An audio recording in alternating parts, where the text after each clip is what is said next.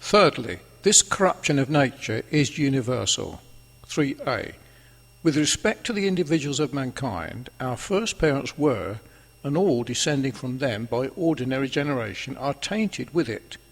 This corruption immediately upon the sin of our first parent took place in them, as appears from the shame, confusion, and fear that they were at once filled with, from their gross stupidity and folly in thinking to hide themselves from God amongst the trees in the garden, from their attempts to conceal, palliate, and excuse their sin, the woman by laying the blame on the serpent, and the man on the woman, and ultimately upon God himself.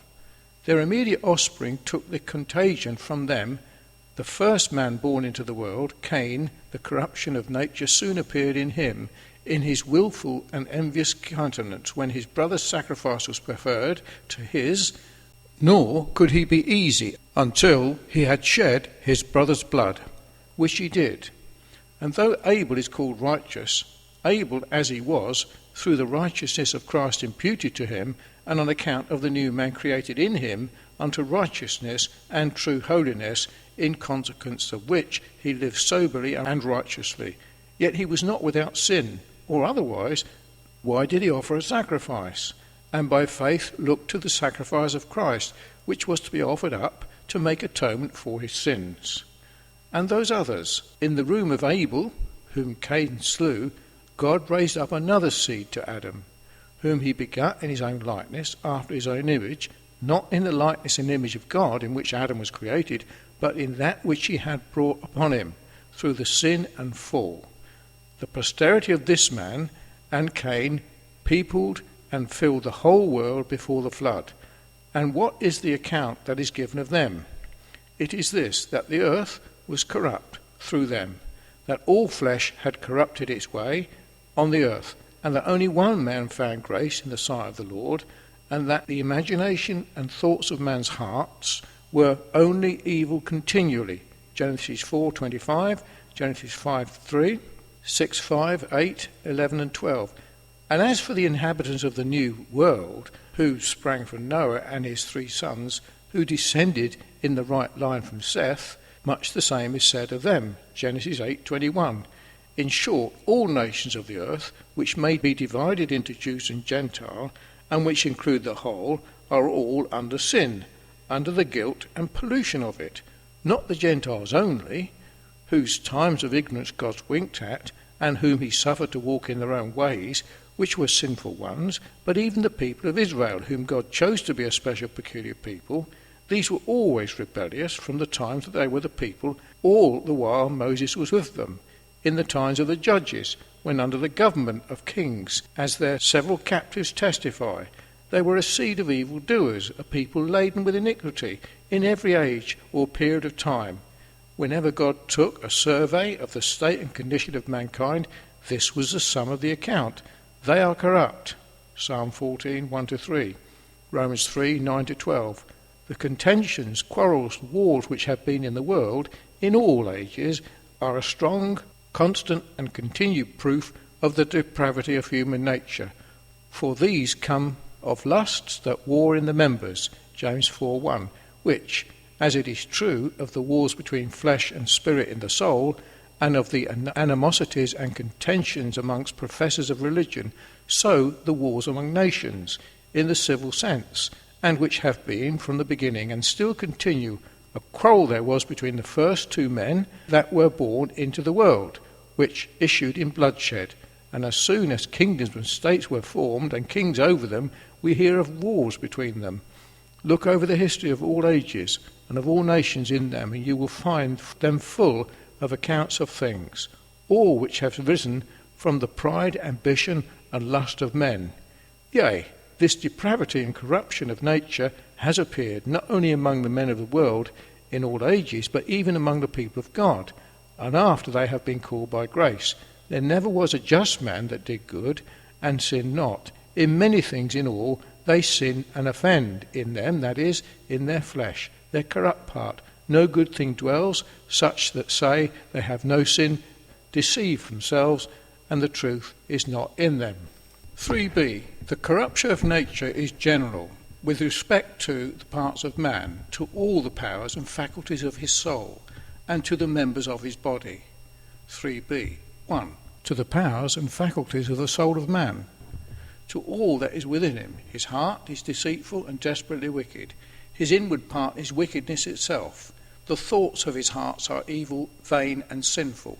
Yea, the imagination of the thoughts of the heart, the very substratum of thought, the first motions that are in man, the way, the mind and conscience are defiled, and nothing can remove the pollution but the blood of Jesus.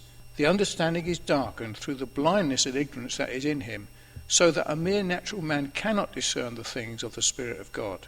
Whatever knowledge man may have of things natural and civil, they have none of things spiritual. Wise they are to do evil, but to do good they have no knowledge. They know not, nor will they understand. The will is averse to that which is good. The carnal mind is enmity to God, and not subject to the law of God, nor can it be without his grace. It is hard, stiff, obstinate, and perverse, until the stony heart is taken away, and heart of flesh is given. The affections are inordinate, run in a wrong channel, are fixed on wrong objects. Men hate what they should love, and love what they should hate. They hate the good, love the evil. They are lovers of pleasures, of sinful lusts and pleasures, rather than lovers of God. Good men and good things. In short, there is no place clean, no part free from the pollution and influence of sin. 3b2. All the members of the body are defiled, and with it. All the members of the body are defiled with it. The tongue is a little member, and is a world of iniquity itself, and defiles the whole body. The several members of it are used as instruments of unrighteousness. Several of them are particularly mentioned in the general account of man's depravity, Romans 3:1 to 31, as the throat, lips, mouth, and feet all employed in the service of sin. Fourthly, the time when the corruption of nature takes place in man, the lowest state of it is his youth. The imagination of man's heart is evil from his youth, Genesis 8:21.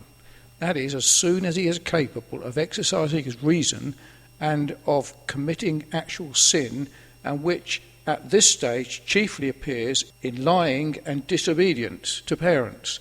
And this is said not of some particular men or of some individuals, but men in general, not only as to the times of Noah, but in all succeeding generations to the end of the world. The depravity of nature is in some passages carried up higher even to man's birth. The wicked are estranged from the womb, that is, from God, alienated from the life of God, being under the power of mortal death, or being dead in trespasses and sins. They go astray as soon as they are born, speaking lies, Psalm 58 verse 3. That is, as soon as they are capable of speaking.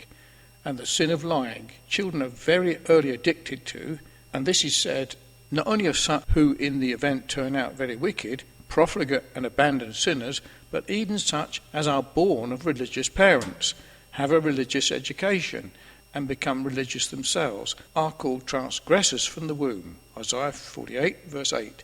That is, as soon as capable of committing actual transgression. David carries the pollution of his nature still higher when he says, "Behold, I was shapen in iniquity, and in sin did my mother conceive me," Psalm 51 verse 5, which he observes not to extenuate but rather to aggravate his actual transgression. He was confessing in that he had been so early and so long sinful, and that whereas he was not ignorant of the corruption of his nature and how prone he was to sin, that he should be no more upon his guard against it. He does not say my sin and my iniquity, though it was his, being in his nature, but sin and iniquity, being what was common to him with the rest of mankind, and what had attended him in the formation of him in the womb, and so before he could commit any actual sin. Therefore must design the original corruption of his nature, and that as soon as the soul and body were united together, he was a sinful creature. To this sense of the words, it is objected that David speaks only of his mother's sin, and broad hints are given that her sin was the sin of adultery. This shows how much the advocate for the purity of human nature are pinched with this passage to betake themselves to such an interpretation of it, at the expense of the character of an innocent person, of whom nothing of this kind is suggested in the sacred writings, but, on the contrary, that she was a pious and religious person. David valued himself upon his relation to her and pleads to be regarded for her sake. Psalm 86 verse 16, 116:16. Besides, if this had been the case, David would have been illegitimate, and by a law in Israel would have been forbidden entering into the congregation of the Lord, and could not have bore any office in church or state, nor did it answer the scope and design of David to expose the sins of others, especially of his parents, while he was confessing and lamenting his own. Nor does the particle in belong to his mother, but to himself. The sense is not that his mother, being in sin, or that she in and through sin conceived him, but that he was conceived being in sin, or that as soon as the mass of human nature was shaped and formed in him, and soul and body were united together, he was in sin, and sin in him, or he became a sinful creature. Some, who do not go the above lengths, yet suppose that the sin of his immediate parents in begetting and conceiving him through the unlawful wedlock is meant, but this cannot be, since the propagation of human species by generation is a principle implanted in nature by God himself, and so not sinful. It was the law of nature, increase and multiply, given in state of innocency. Marriage was instituted in paradise, and has always been esteemed honourable when the bed is undefiled. Besides, one of the words used, translated shapen, in the passive form, and respects what neither David nor his parents could have acted in. And the whole refers to the amazing work of his formation, which he so admires. Psalm 139, 14-16. It is objected by others that he goes no higher than his mother, and takes no notice of Adam. Nor was there any need of it, for, since the corruption of nature goes in the channel of generation, he had no occasion, in speaking of that, to take notice of any others but his immediate parents, through whom it was conveyed to him. It is further urged that David speaks not of other men, but only of himself, but that all mankind corrupted in the same manner. Other passages are full and express it. Job 14 verse 4, John 3:6, Psalm 58:3, Ephesians 2:3.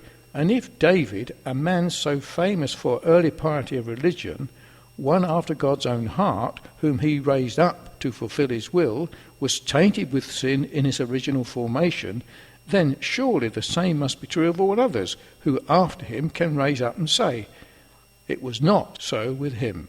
Lastly, some will have these words to be figurative and hyperbolical, and only mean that he had often sinned from his youth. But men, in confessing sin, do not usually exaggerate it, but declare it plainly, ingeniously, just as it is. And indeed, the sinfulness of nature cannot be hyperbolized, and if such a figure was attempted, it might be allowed of without lowering it. Romans 7 verse 13.